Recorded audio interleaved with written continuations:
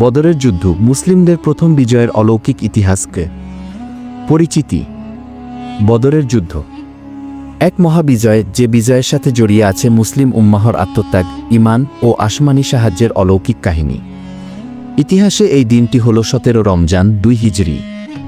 স্থান বদর নামক স্থানে, মদিনা থেকে প্রায় 80 মাইল দক্ষিণ পশ্চিমে অবস্থিত। যুদ্ধের পটভূমি।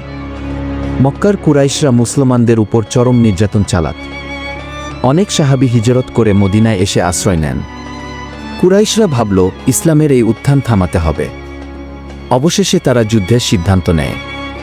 তাদের লক্ষ্য রাসূলুল্লাহ সাল্লাল্লাহু আলাইহি ওয়াসাল্লাম ও তার সঙ্গীদের সম্পূর্ণ ধ্বংস করা। মুসলিম বাহিনীর প্রস্তুতি। রাসূলুল্লাহ সাল্লাল্লাহু আলাইহি ওয়াসাল্লাম সাহাবীদের সঙ্গে পরামর্শ করে যুদ্ধের সিদ্ধান্ত নেন। মোট সৈন্য মাত্র 313 জন।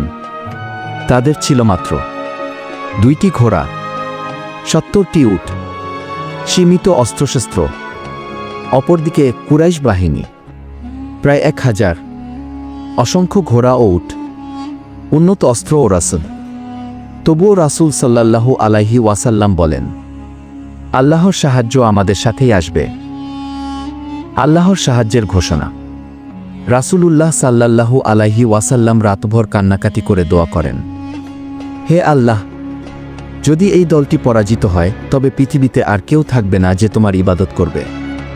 কুরআনে বলা হয়েছে, তোমরা যখন তোমাদের প্রতিপালকের কাছে সাহায্য চাইলে তখন তিনি তোমাদের প্রতি 1000 ফেরেশতা পাঠানোর ঘোষণা দিলেন। সূরা আনফাল 9। বদরের যুদ্ধ শুরু। 17 রমজান ভোরবেলা যুদ্ধ শুরু হয়। মুসলিমদের কম সংখ্যক সৈন্য হলেও ছিল ঈমান, তাকওয়া ও আসমানি সাহায্য।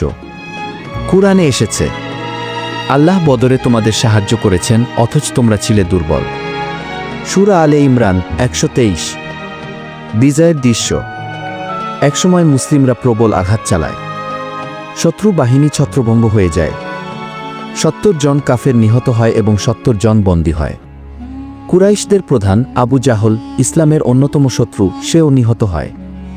বিজয় হয় মুসলমানদের। শিক্ষা ও বার্তা। এই বিজয় ছিল সংখ্যা বা অস্ত্রের উপর নয়, ছিল ঈমানের শক্তিতে। বদরের যুদ্ধ ছিল আল্লাহর পক্ষ থেকে মুসলমানদের জন্য এক সুসংবাদ, এক চিরন্তন বার্তা। যে আল্লাহর উপর ভরসা করে তাকে কখনো একা ছেড়ে দেওয়া হয় না।